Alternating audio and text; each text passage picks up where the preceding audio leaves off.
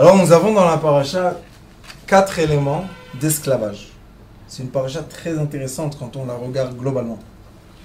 Il est écrit ici comme ça.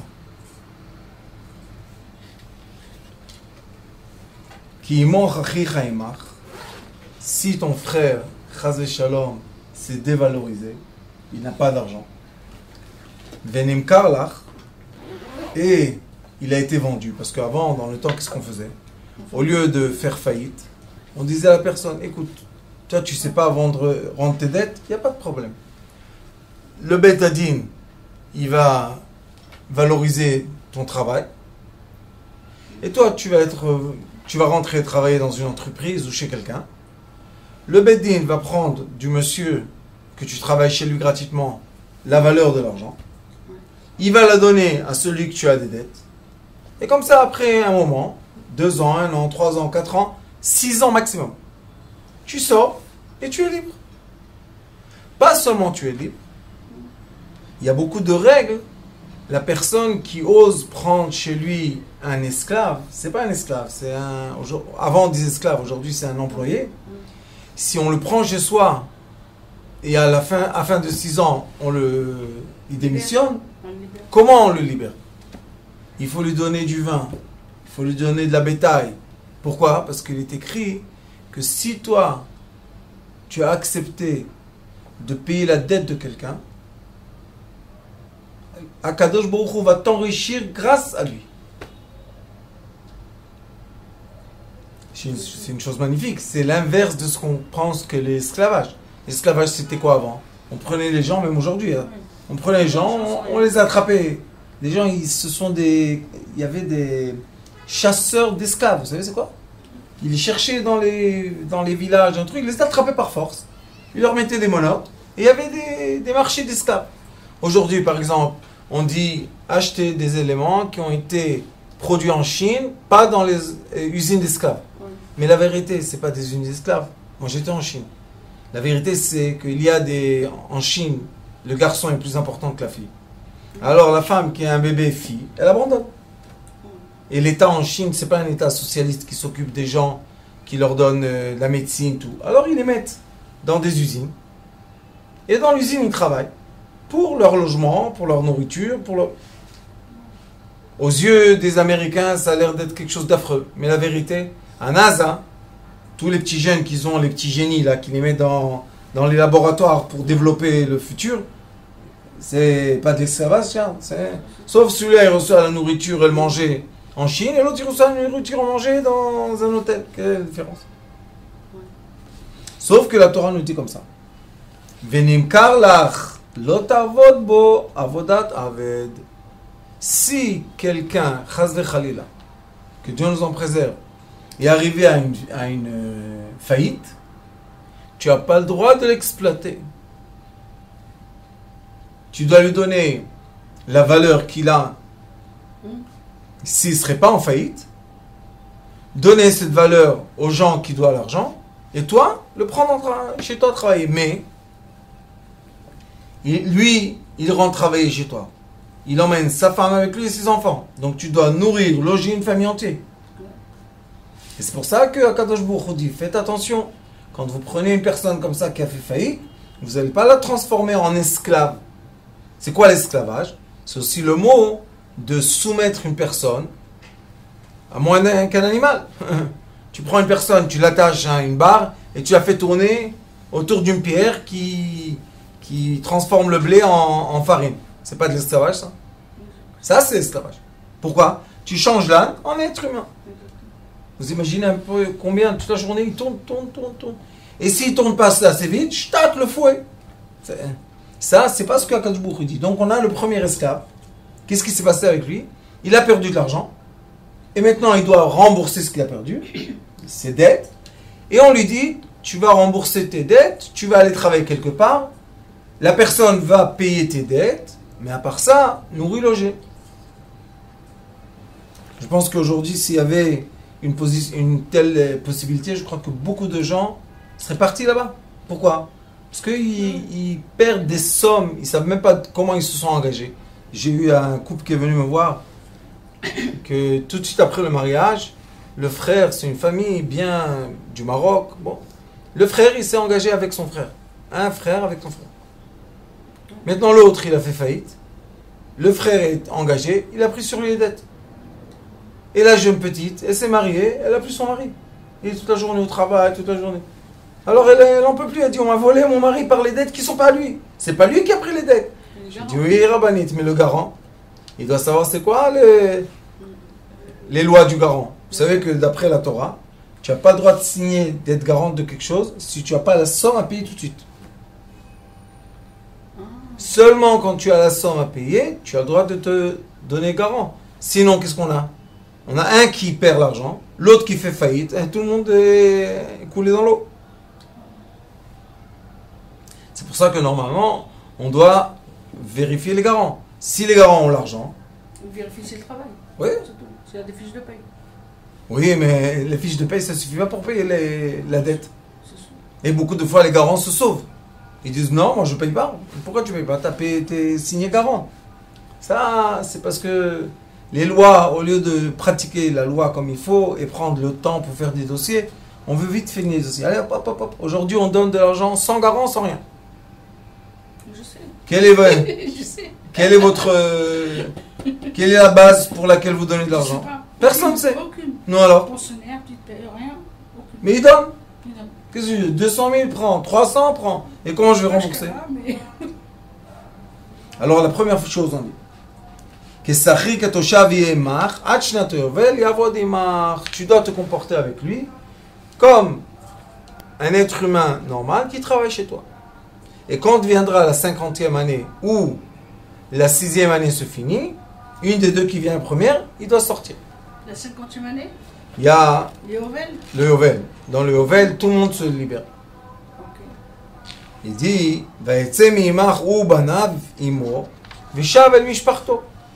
tu dois le faire sortir et il va dans sa famille. Il doit reprendre les terres.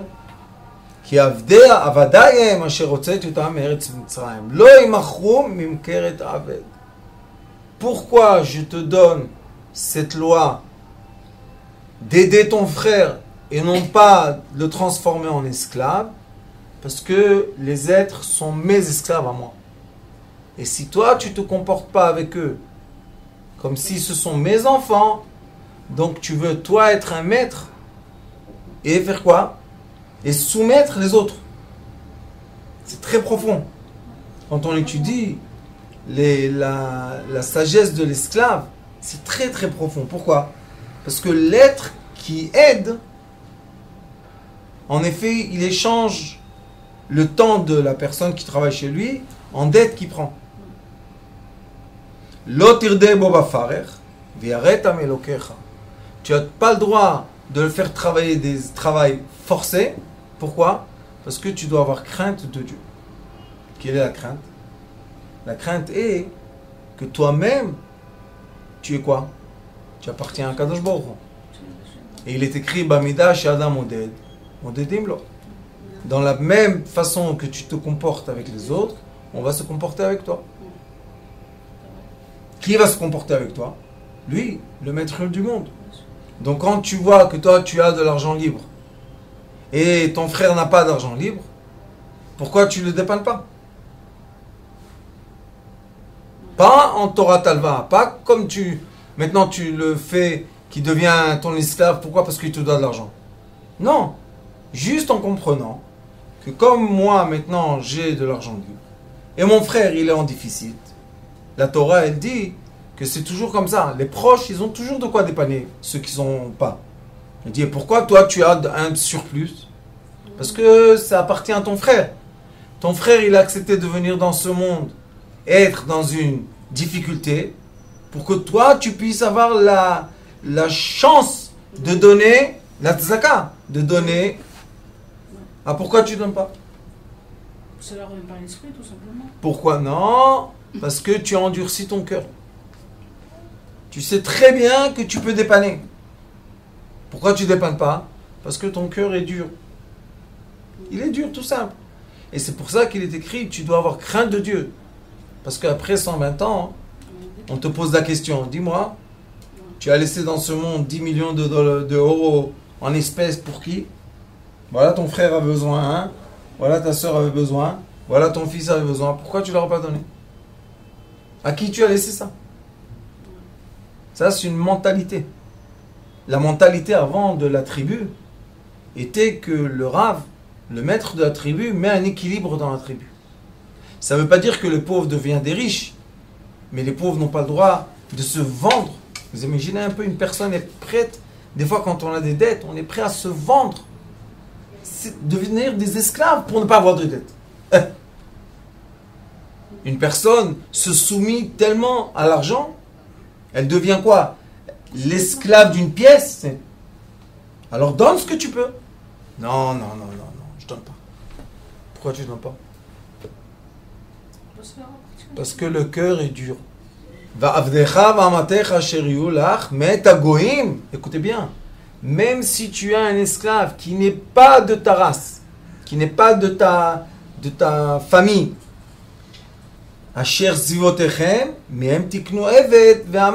eux aussi, tu dois les dépanner avec de l'argent. Il faut comprendre l'économie juive. L'économie juive ne parle pas seulement du peuple juif. Elle parle de dépanner les gens qui sont en déficit. La banque Rothschild, c'était quoi au début? C'est pour dépanner les gens qui sont en déficit. Et il dit, Vegam ibn atoshavim agarim imachem. Et même les gens, les résidents qui habitent autour de vous, Mehem tiknu umishpachtam asher imachem, asher olidu bartzechem, ve'ayu lachem la'achuza. Eux aussi, vous devez les dépanner. Pourquoi tout ça?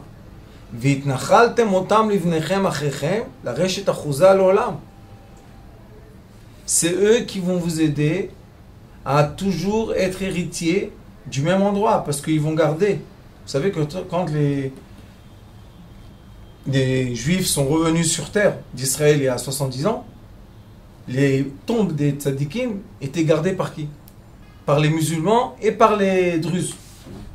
C'est eux qui gardaient les tombes. Et quand ils sont venus, ils leur ont dit, voilà, on vous donne les clés. Achouza l'olam ba'em ta'avodu ba'achichem bnei Israël asher ish ba'achiv lo tirdeh po ba'farer. Tu n'as pas le droit de te comporter avec une personne. Ba'farer, ça veut dire que tu vas le faire esclave physiquement et spirituellement comme c'était en Égypte. Pourquoi? Parce que toi-même tu étais esclave en Égypte et tu as perdu ta personnalité, tu as perdu toutes tes valeurs. Tu es tombé dans les 49 attributs d'impureté. Pourquoi? Parce qu'on t'a fait esclave. Bafarer. C'est quoi farer? Avec les promesses. Avec quoi? Des promesses. Des promesses. Ouais, les gens ils te disent, je te promets sur la tête de je sais pas quoi, tu vas gagner avec moi, donne-moi, engage-toi, vends ta maison. Il y en a qui n'ont pas honte de dire aux autres, vends ta maison pour gagner de l'argent. Et ils savent que personne ne va gagner de l'argent. Qu'est-ce qui fait peur? Celui qui a perdu l'argent ou celui qui a pris l'argent et il pense qu'il va faire du bateau et de l'avion avec cet argent? C'est de l'argent ça? Et ça, c'est du vol. Pourquoi c'est du vol? Parce que tu sais que tu es en train de manipuler la personne avec ta parole pour la transformer en esclave. Parce que si elle va perdre tout ce qu'elle a, elle va être esclave. Et dans le monde entier, ils ont vu que ceux qui gagnent à la loterie, des sommes très importantes, après 2 ans deviennent endettés de la somme qu'ils ont gagnée. Imaginez-vous, si j'ai gagné 50 millions de dollars, je vais avoir des dettes de 100 millions de dollars. Double. Pourquoi ils sont comme ça? Qu'est-ce que tu donnes à quelqu'un qui n'a jamais investi de l'argent? Tu lui donnes une somme, boum, 50 millions. Qu'est-ce qu'ils font aujourd'hui? C'est plus comme ça. À tous les anniversaires, ils te donnent une partie de la somme. Ils divisent les sommes. Comme ça, une fois par an, tu reçois 100 000 dollars. 150, ça va. Même si tu perds, l'année prochaine, tu récupères. Mais comme ça, ils ont vu que les gens deviennent esclaves de leur réussite. Et on a tous les commandements, comment se comporter avec l'esclave. Il est écrit qu'on doit, si quelqu'un achète un esclave chez lui à la maison, s'il a un coussin, il doit donner à l'esclave. S'il a une couverture, il doit donner à l'esclave. S'il y a un lit, il doit donner à l'esclave dormir. S'il y a un repas, il doit donner à l'esclave. Et c'est pour ça qu'il est écrit Kana lo eved, kana lo adon. Celui qui s'est acheté un esclave, s'est acheté un maître. Pourquoi? Parce que la vérité est que quand tu fais rentrer quelqu'un chez toi invité, tu dois le mettre au plus à l'aise possible. Donc vous voyez que la Torah, elle inverse les rôles. Elle dit celui qui était dans le stress, dans la perte, dans l'angoisse, lui, on va le mettre à l'aise. Et celui qui était à l'aise, très à l'aise, et maintenant il a pris un esclave, il va être moins à l'aise de lui. Pourquoi c'est comme ça? Parce que nous avons un commandement de Dieu d'aimer son prochain comme soi-même, et veut dire que si tu vois quelqu'un qui va dans la faillite, pourquoi tu attends qu'il ait la faillite pour l'aider? Aide-le avant. Non, avant, non, on attend de voir. Ça, il va s'arranger, il va s'arranger. Tu vois que les chiffres ne permettent pas de s'arranger. Alors pourquoi tu le laisses tomber? Ça, c'est parce que l'être humain a dans son corps le bon penchant et le mauvais penchant. Le bon penchant dit aide ton prochain tout de suite. Tu vois qu'il a un problème de lui. Pourquoi tu le coinces? Le mauvais penchant, qu'est-ce qu'il dit? Attends, il va s'arranger. Pourquoi qu'est-ce qu'il y a? Chaque fois qu'il va pleurer, on va lui donner. Il ne sera jamais sur ses pieds. Moi, j'ai entendu des histoires et des histoires de gens dire pourquoi ils ne veulent pas aider leurs frères. Moi, j'ai dit une fois à une famille entière, je leur ai dit, écoutez, au lieu de parler, de venir me voir pour que je vous conseille comment aider, aidez. Non, mais si on va aider, il ne saura jamais qu'il est responsable de ses dettes. J'ai dit, vous voulez changer avec lui? Vivre ses dettes et lui va vivre votre richesse? Vous voulez? Vous voulez pas? Alors préservez-vous. Et ça, les sages ont dit, ne fais pas à ton prochain ce que tu veux pas qu'on te fasse à toi. Imagine-toi, toi, tu serais dans cette situation d'endetté. Est-ce que tu aurais voulu que les gens se comportent comme ça avec toi? Non. Tu aurais voulu que dès que tu fais signe, aidez-moi, au lieu de couler dans l'eau, hop, on te donne la main. Et vous savez ce qui est drôle? Toujours autour des gens qui n'ont pas d'argent, il y a des gens qui ont d'argent. Toujours. C'est Dieu qui fait ça. Pourquoi il fait ça? On s'entraîne. Pour s'entraider, ça veut dire qu'on travaille nos caractères. Et nous avons deux sortes de personnages sur cette terre. Nous avons les indigos, les Bnei Yosef, et nous avons les Bnei Yehuda, les gens normaux. Normalement, les indigos, ce sont les personnes qui sont dans les deux extrémités, dans les deux polarités. Ils sont ou dans l'extrême richesse, ils n'ont aucune valeur à l'argent, donc ils donnent. Ou malheureusement, ils rentrent dans des pauvretés et ils demandent à personne. Pourquoi ils ne demandent pas?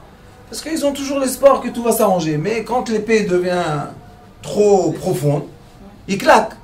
Qu'est-ce qu'ils doivent faire? Être humble et s'approcher aux proches qu'ils ont et demander de l'aide. Mais celui qui a le cœur un peu de fierté, un plus de fierté, il dit non, je vais m'arranger tout seul. Voilà, preuve tu ne t'arranges pas tout seul. Et quel est le problème de ça, vous savez? L'argent et l'amitié d'une femme et d'un homme, l'argent s'appelle damim, du sang, et l'être avec sa femme, ça s'appelle du sang. Elle du sang et ça du sang. Donc, quand on n'a pas d'argent, on s'éloigne de l'intimité. Si on s'éloignait de l'intimité, on fait souffrir la femme. Parce que c'est elle la source du plaisir. L'homme, c'est pas une source de plaisir. Alors qu'est-ce qui se passe en effet? Très simple. Quand on n'a pas d'argent, ça veut dire que l'homme n'est pas assez attentif au plaisir de sa femme. Mais qu'est-ce qui se passe quand il n'y a pas d'argent? Lui, il arrête d'être attentif. Elle ne monte pas en haut dans le plaisir. Elle ne fait pas descendre sur lui l'abondance. Donc, ça commence à s'écarter. C'est comme l'électron autour du noyau. Si l'électron va à gauche, il s'éloigne, il s'éloigne, il s'éloigne, il s'éloigne, et l'atome devient très faible, très fragile. Mais s'il s'approche, il devient fort, fort, fort. C'est comme une vis. Il se renforce, plus ils sont proches. Alors moi, je dis beaucoup de fois aux gens, à mes élèves surtout de la Torah Tabait, je leur dis, écoutez, c'est très simple. Pourquoi Akadosh Baruch Hu lui-même, Dieu se mêle de cette histoire d'argent? Vous voyez que Akadosh Baruch Hu se met en face de ce problème. Il dit, voilà, vous vous comportez pas bien avec celui qui est endetté, moi je suis là. Qu'est-ce qu'il y a? Laisse-nous nous arranger entre nous. Endetté, pas endetté, on va s'arranger. Non. Pourquoi? Parce que quand je suis endetté et j'ai pas d'argent et je commence à me comporter d'une façon proche ou éloignée de ma femme? Éloigné. Pourquoi? J'ai pas le sang pour m'approcher. Alors qui souffre? La femme. Et la femme, elle s'appelle la fille du roi. Barta de Kucha Bericho.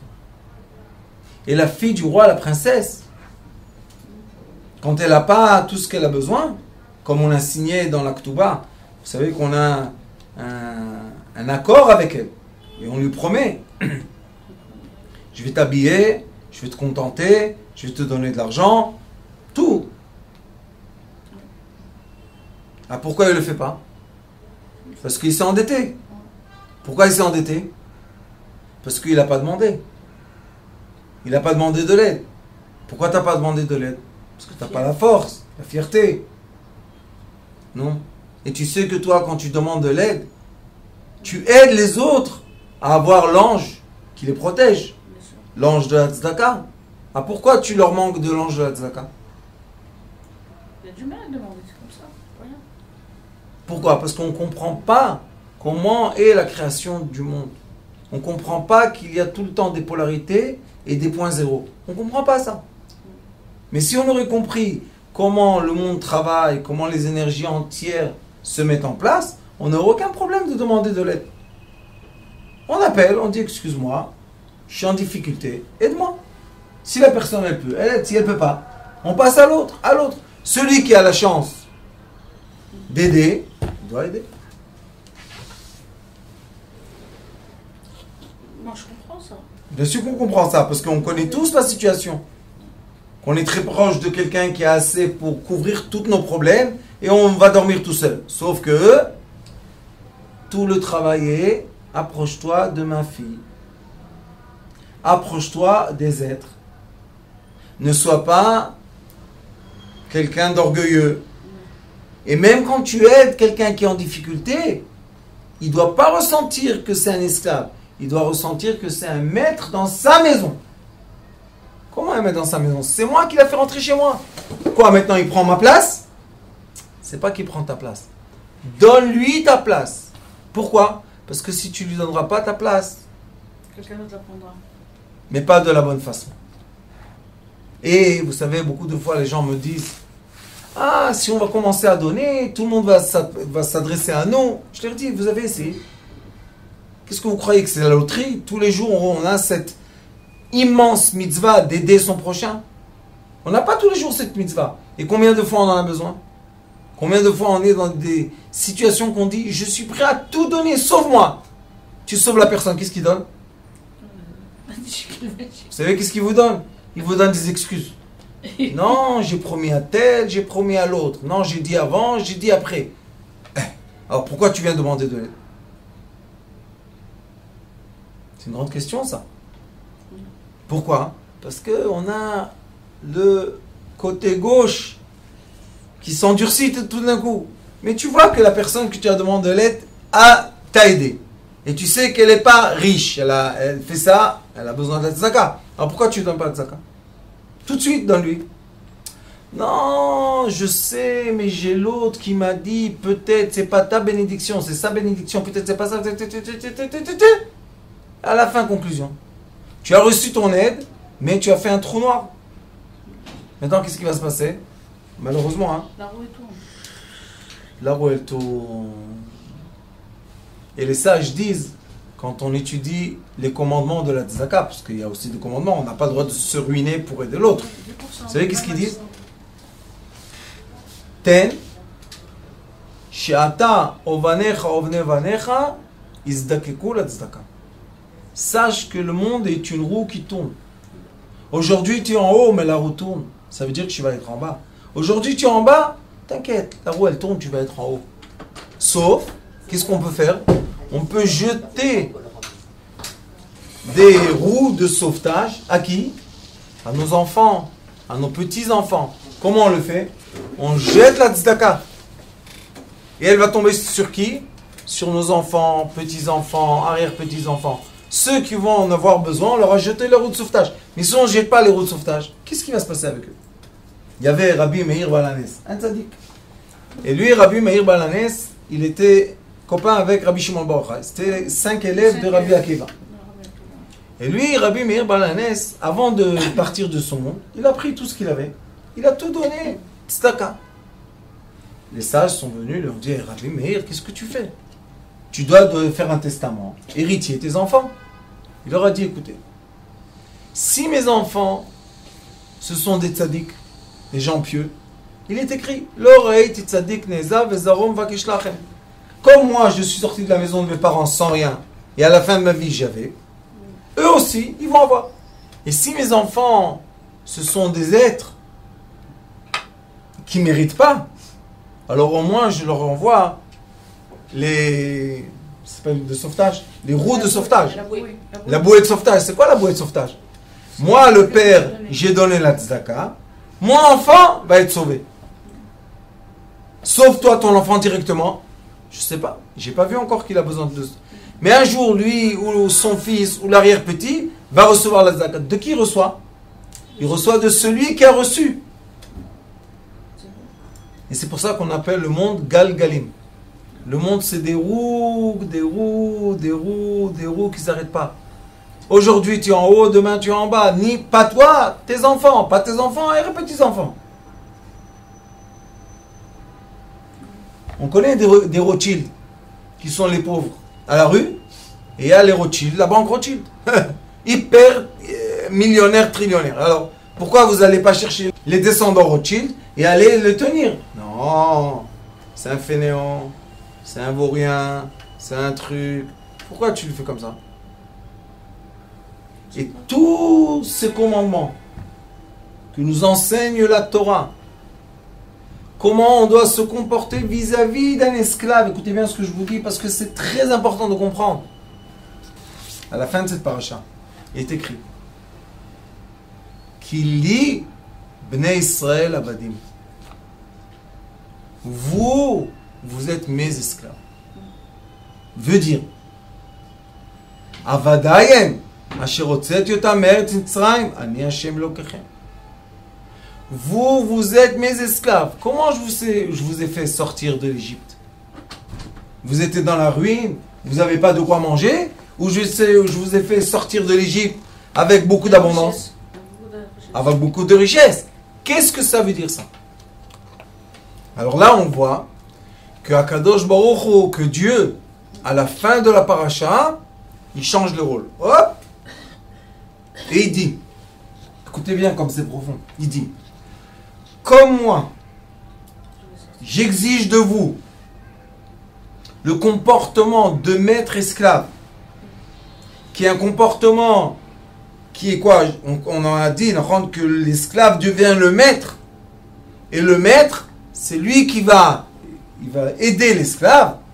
La même chose à Kadosh Baruch Hu dit à la fin de la paracha. Moi, je suis votre maître. Ça veut dire quoi? Que ce qu'il exige du maître, il exige de lui-même. Ça veut dire qu'il est là pour nous nourrir, il est là pour nous loger, il est là pour nous aider, il est là pour nous faire sortir de nos problèmes, il est là, présent. Sauf il y a un problème. Que l'être humain, au lieu de se soumettre au maître du monde, il va se soumettre aux êtres. Ça, c'est l'erreur. Et pourquoi il y a cette erreur? Parce que les indigos et les gens normaux, les Bnei Yosef et les Bnei Yehuda, ne sont pas amis. Parce qu'on sait que dans ce monde-là, Akadosh Baruch Hu a planté, il a planté des êtres qui sont connectés aux 3 tribus supérieures.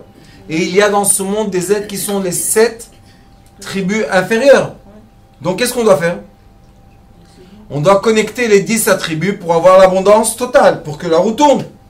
Mais si on ne les connecte pas, la roue ne tourne pas. Bon, on a cassé le cycle.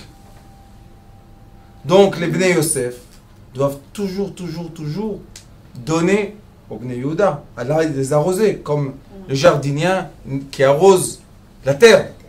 Mais si les Bnei Yosef n'arrosent pas les Bnei Yehuda, alors quand la roue s'inverse, les Bnei Yehuda ne vont pas aider les Bnei Yosef. Ça, c'est la roue entre nous. C'est comme l'homme et la femme. Des fois, l'homme, c'est lui qui supporte la femme. Des fois, c'est la femme qui doit supporter l'homme.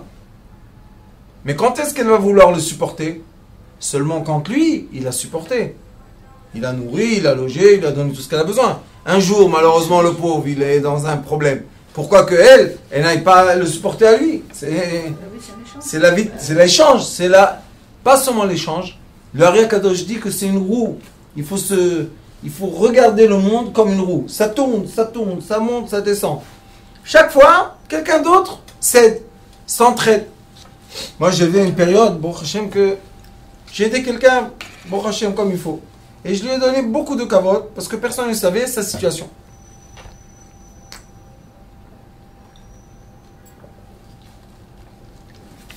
Un jour, quand il a entendu que j'ai tout perdu, il est venu. Il a dit, tu te rappelles que tu m'avais aidé? Je lui ai dit non. Il m'a dit, moi aussi, tu ne vas pas te rappeler que j'ai aidé. Tous les mois, il paye le loyer. Au début, sinon, je serais parti à la rue avec mes enfants. La roue, elle tourne. Elle tourne. Ça monte, ça descend, ça monte. Mais nous, qu'est-ce qu'on doit faire? On doit laisser l'orgueil qui fait la séparation entre les gens. C'est pour ça que dans la paracha, il est dit le maître et l'esclave. Tant que tu dis maître, esclave, tu as l'orgueil. Mais quand tu dis non, moi j'ai pour toi, et quand toi tu as pour moi, on est frères. Ah, vous vous comportez comme ça entre vous en bas, il n'y a pas de problème. Maintenant, moi je me comporte comme ça avec vous. Mais si vous allez faire le maître esclave et vous allez faire du mal à votre frère ou à... Même il est écrit tous les degrés. Le frère, le non-juif et celui qui habite avec toi. Qu'est-ce qu'il y a? Tous les degrés. Comporte-toi avec eux comme il faut. Parce qu'à la fin de la paracha, les gens ils font pas les connexions. Ils veulent rester dans l'orgueil. Il est écrit Lo ta'asu lachem elilim ufesel umatzeva, lo takimu lachem even maskit.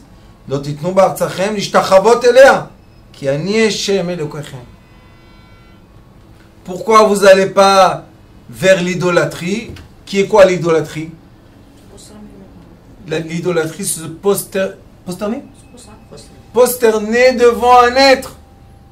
Tu dois maintenant, toi, t'incliner devant lui, lui embrasser les pieds pour recevoir une pièce. Pourquoi? Il y avait un monsieur à Bnei Brak qui demandait l'aumône. Il est sorti de la Deuxième Guerre. Il n'avait pas d'enfant. Il vivait dans truc d'escalier, dans une cour d'escalier dans un immeuble. Il avait son petit lit en fer. Et toute sa vie, il a vécu comme ça. Et il demandait de l'aumône. Après 20 ans, 30 ans, il y avait des sommes très importantes qui passaient dans ses bras. Pourquoi? Un jour, il a demandé l'aumône. Et vous savez, les riches américains qui viennent en Israël. Alors lui, il lui a dit, donne la tzedaka aux pauvres. Donne la tzedaka aux pauvres. Le juif, il s'est tourné. Il a mis une gifle, tard, carrément. Il a dit, va-t'en sale. Nourlach. Vous savez qu'est-ce qu'il a fait? Il a regardé comme ça, il a dit, moi je mérite la gifle, il n'y a pas de problème. Mais l'argent pour les pauvres, l'argent pour les... Et qu'est-ce qu'il disait? Il disait, donne-moi mon argent. Quand il demandait le mot, il disait aux personnes, donne-moi mon argent. C'est mon argent, c'est pas le tien. Toi tu tiens mon argent. Pourquoi le tien? Parce que ton argent appartient aux pauvres. Pourquoi tu le gardes chez toi? Alors ce riche, il n'a pas réussi à comprendre que l'autre, il n'a même pas bougé la tête. Tu m'as donné une gifle, ah bravo, tu es orgueilleux. Maintenant, donne-moi ce que tu dois. Comme ça, il disait, mein Geld, donne-moi mon argent. Et quand les gens, ils ont vu que c'était un vrai, parce que tout l'argent qu'il prenait, il habitait dans un escalier, il avait besoin. Mais la nuit, il allait aider des veuves. Il leur mettait de l'argent comme ça. Personne ne le savait. Et après qu'il est parti, ils ont vu le manque. Combien d'argent passait dans ses bras. Il gardait rien du tout. Parce qu'il avait besoin de rien. Il avait un lit. Il avait un escalier, un abri, c'est tout. Et après, ils lui ont fermé l'escalier pour qu'il puisse avoir un peu de... Et après, ils ont fait une association à son nom. Rabbi Leib Schwartz, je crois que ça s'appelait. Pourquoi? Parce qu'ils ont vu qu'il faut continuer à récolter de l'argent pour toutes ces familles-là qui tenaient. Un petit monsieur, comme ça. Et alors, comme il savait que c'était un tzaddik, alors les gens lui disaient, dis-moi, pourquoi tu fais la prière vite et pas lentement, comme les tzaddikim? Vous savez qu'est-ce qu'il a répondu? Parlez français? Oui. Il a répondu, celui qui parle avec Akadosh Baruch Hu toute la journée, il n'a pas besoin de faire des prières longues. Il est tout le temps avec lui en discussion. Il lui dit, c'est quoi tes discussions? Il a dit, moi je m'occupe des pauvres, des veuves, des enfants orphelins. Je suis toute la journée avec lui. Qu'est-ce que je vais m'adresser de plus? Je suis dans le royaume du roi. Ça, c'est quelqu'un qui comprend que l'aumône et la charité, c'est pas pour réduire la personne, pour se moquer d'elle ou la rabaisser. Non, au contraire. Remonte-la. Pourquoi? Parce qu'elle a été créée à l'image divine. Et quand malheureusement on se comporte d'une façon mauvaise avec nos proches, c'est comme si qu'on diminue l'image divine. Et pourquoi on est arrivé à ce degré? Parce qu'on a l'orgueil, on a l'idolâtrie, on veut être supplié pour donner. Et lui il dit à la fin dans la paracha, et Shabtotai tishmoru ou Mikdashai tirao ani Hashem. Préservez le Shabbat et faites attention au temple. Pourquoi? Au temple. Temple, Mikdashai. Les Beit Knesset, les endroits où on... Pourquoi c'est comme ça? Parce qu'on dit que le Shabbat, c'est le jour dans la semaine qu'on est connecté au divin. D'accord? Et on dit que tous les 6 jours de la semaine sont nourris par la connexion divine du Shabbat. Maintenant, il y a des gens, qu'est-ce qu'ils disent? Je suis obligé de travailler Shabbat parce que j'ai des dettes. Akadosh Baruch Hu, il dit, n'oubliez pas le Shabbat. D'où tu as ton abondance? Parce que toi, tu peux être assis, boire et manger, mais lui, ton frère, il est obligé de travailler parce qu'il n'a pas de quoi manger, de quoi nourrir sa famille. Tu as oublié le Shabbat. Tu dois te comporter comme le Shabbat. Et il y a beaucoup d'associations, Baruch Hashem, qui donnent la nourriture pour Shabbat. Et beaucoup de gens qui font les colis toutes les semaines. Baruch Hu, Baruch Shemo. Il y a beaucoup de charité. Mais le comportement. On oublie l'élément de l'être. Les midotes. Comment tu donnes le manger? Comment tu donnes les bons? Comment tu donnes l'argent? Qu'est-ce qu'elle ressent, la personne qui reçoit? Ça, c'est seulement si tu as crainte de Dieu. Si tu regardes chaque personne et tu dis c'est l'image divine, est-ce qu'on va jeter un Sefer Torah par terre? Il y avait un monsieur en France qui est venu raconter une histoire à son rabbin et il lui a dit comment quelqu'un, il a joué avec lui avec l'argent, l'autre il a perdu, l'autre il a gagné, Et à la fin de compte, il a dit, regarde, celui-là, il vient, ses enfants me demandent de l'argent. Mais qu'est-ce que j'ai à faire avec lui? Moi, j'ai gagné ma partie, lui, il a perdu. Qu'est-ce que je m'en fous de lui? Alors le Rav lui a dit, ouvre l'arche des Sefer Torah et emmène-moi un Sefer Torah. Il a dit, pourquoi? Il a dit, emmène, qu'est-ce que tu veux? Il l'a emmené. Il lui a dit, maintenant, étale le rouleau par terre et danse dessus. Il a dit, Rav, je vais mourir, je ne vais pas faire ça. Il dit, dis ton proche. C'est pas un Sefer Torah vivant. Tu n'as pas honte de me dire comment lui il a perdu et toi tu as gagné. Et lui c'est un imbécile, toi tu es intelligent. Regarde maintenant ces enfants, ils ont besoin de manger, ils ont besoin de se marier et toi tu n'aides pas. Il lui dit au moins crache sur le Sefer Torah. Tu dis comment je peux faire ça? Il lui dit le Sefer Torah c'est quoi? C'est une page morte. C'est pas vivant. Ça devient vivant seulement quand tu te comportes comme il est écrit dans la Torah. Et c'est pour ça qu'on dit que le tzaddik, c'est un livre de Torah, c'est un rouleau de Torah vivant. Pourquoi? Parce que lui, il vit ce qui est écrit. Alors ici, il est écrit, quand on veut vivre ce qui est écrit, il dit, Regardez bien. Votre comportement vis-à-vis de votre prochain est le comportement que moi j'ai vis-à-vis de vous. Bamida shada moded, modedim lo. De la même façon que toi tu juges, je te juge. C'est pas moi qui te juge, c'est toi-même qui vas te juger.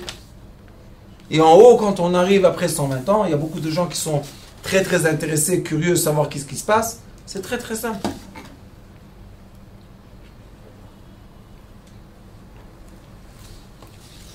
Le Hari Akadosh explique, même le Zohar, il y a un endroit qui explique qu'on montre à la personne une situation. Il est en haut, il n'y a plus de corps, il n'y a plus de bruit, il n'y a plus...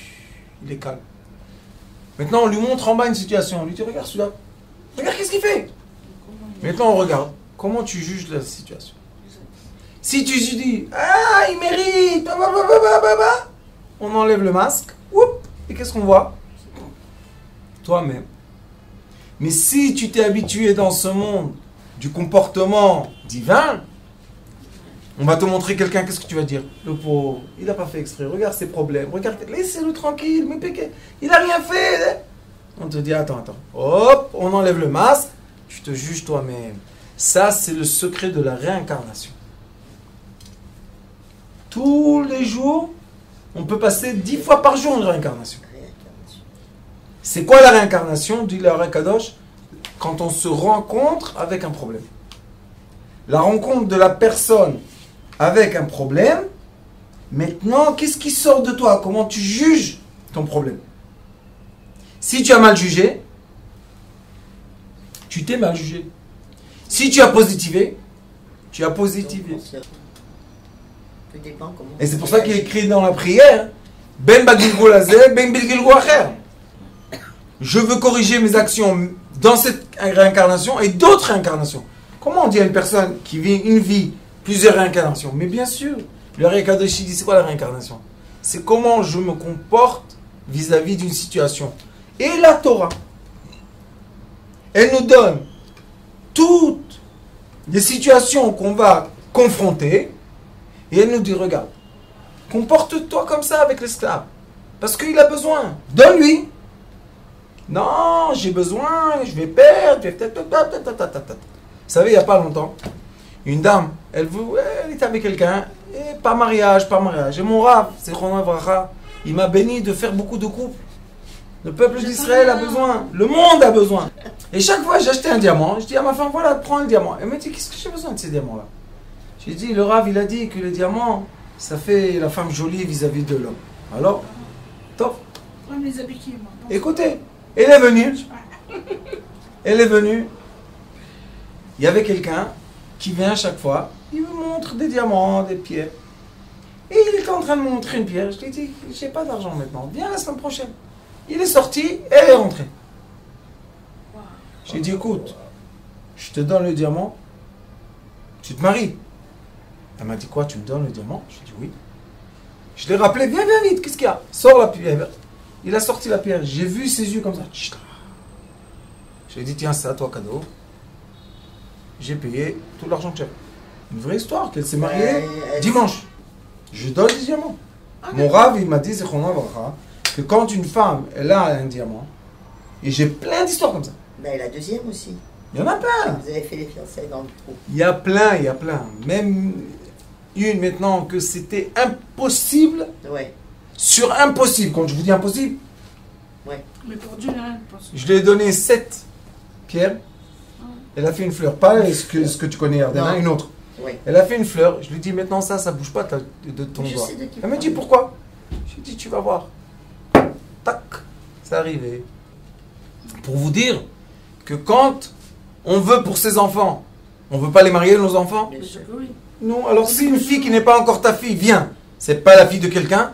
Bien sûr. Non, je vais garder pour moi. Et qu'est-ce qu'on va faire avec ça? Après qu'on meurt, qui vont se battre pour les prendre? C'est pas la paix. Dans ton vivant, donne. Bamida shemoded modedim lo min shamayim. De la façon que toi tu vas te comporter avec les gens, Akadosh Baruch Hu va comporter avec les siens. Et il est écrit dans le Talmud, occupe-toi des miens, je m'occuperai des tiens. Vous savez c'est quoi les miens, Akadosh Baruch Hu? La veuve, l'orphelin, le pauvre. occupe-toi de mes enfants, moi je m'occuperai de ta femme, de tes enfants, de tes parents. Et Baruch Hashem, Dieu est grand, incroyable. Il faut aider, il faut s'entraider. Pourquoi? Parce qu'à la fin de toutes les histoires, la façon dans laquelle toi tu vas te comporter, on te dit comment te comporter. C'est pas que les gens maintenant ils sont aveugles, les pauvres. Ils disent bon, on veut plaire à Kadosh Baruch Hu, mais on ne sait pas quoi faire. Il nous a pas donné de liste comment se comporter. Il a donné tout, il a le programme, il a tout programmé. Tiens, qu'est-ce qu'il y a? Non, t'as vu mon frère celui-là? Mais c'est un fainéant, il dort toute la journée. Qu'il aille travailler un peu. Tu vas être à sa place, on va voir si toi tu vas aller travailler. Peut-être il a une dépression. Peut-être, vous savez c'est quoi mono? Mono c'est un microbe dans le foie qui met les gens en plat. Oui. Quand on reçoit ce microbe et il se réveille dans le foie, tu es C'est toute la journée allongé. Ah, ouais. Tu peux rien faire. Ça va être un chat Ouais, qui ouais. amène ce... Oui. Non. Alors la personne, elle peut pas. Qu'est-ce que tu veux chez elle? Ah, t'as vu comment il est? Eh bien, qu'il travaille. Il travaille pas. Eh bien, qu'il ait les allocations familiales. Ça sert à quoi ça? Même pas payer le loyer. Et toi, tu as une voiture. Yallah. Mercedes, Jaguar, etc. Qu'est-ce que tu as besoin de ça? Vends la Jaguar. Achète une, je sais pas quoi, une BMW. Et la différence, donne à ton frère. Non. Non. Bon, fais-le travailler chez toi. Non, non, non, fais pas rentrer Dans la famille dans les affaires. Ah, qu'est-ce que tu veux? Oui. Moi, j'ai fait quelquefois en sorte que je demandais quelqu'un d'embaucher quelqu'un pour le faire sortir. Et c'est moi qui payais le salaire. Qu'est-ce qu'il y a de mal? De toute manière, on n'a rien. Alors, toujours je dis à mes enfants, celui qui n'a rien, c'est le généreux. Pourquoi? Il n'a rien de toute manière, il a rien. Mais celui qui a 1 million, maintenant tu prends 1 franc, 1 euro, qu'est-ce qu'il a? 999. Il s'angoisse, le pauvre, je perds, je suis en train de perdre. Qu'est-ce que tu as perdu? 1 euro. Sauf dans les chiffres, dans l'ordinateur, c'est un grand problème ça. Mais avant, quand on avait les petites bourses, on donne une pièce, qu'est-ce qu'il y a? Ma grand-mère,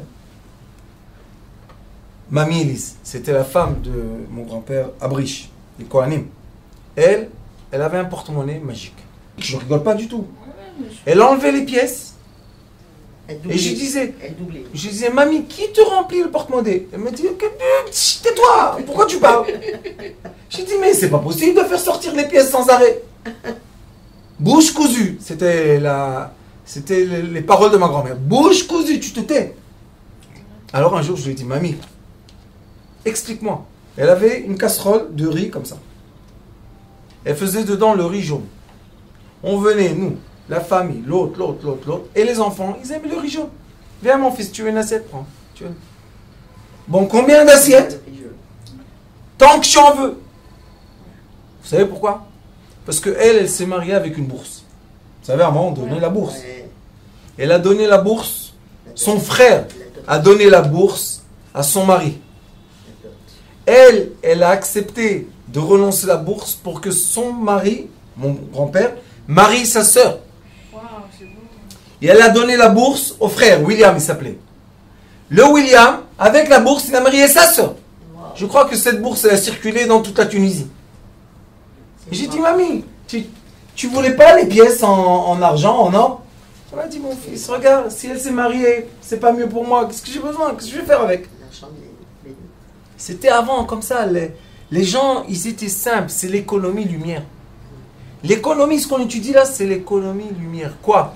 Mettre en équilibre tout le temps la roue qu'elle bouge. Moi, je suis en bas, je reçois, je monte en haut. Tu montes en haut, donne. Si tu ne vas pas donner, comment tu vas descendre? Et que la roue circule. Circulation de la lumière. Circulation. Et quand on se comporte comme ça, alors le maître de l'univers, que c'est lui qui fait circuler. On voit sa main dans chaque action. C'est vrai, 100%. Je sais, là-bas. 100%. Qui comme moi c'est quoi circuler la roue? Et ça, c'est la Torah qui nous dit. Circuler la roue.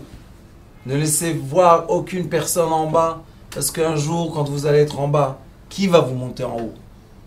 La réincarnation que vous avez fait quand vous avez donné, quand vous étiez en haut, c'est elle qui va vous sauver quand vous êtes en bas. Et ça, c'est l'infini. Et comment chante Enrico Macias? Donnez, donnez, donnez, donnez, donnez-moi, donnez, donnez, donnez, Dieu vous le rendra. Dans toute la ville, on m'appelle le mendiant de l'amour. Baruch Adonai Leolam, Amen et Amen. Amen.